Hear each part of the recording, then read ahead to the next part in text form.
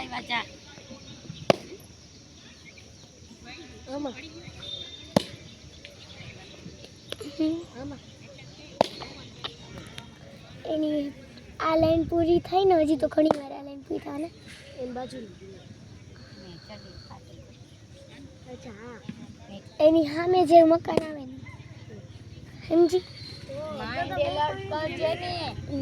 સામે બે સામે ઘર હોય આ ઈ લોકો ગેલી છે અમારા સામે હે ને જ્યાં મકાન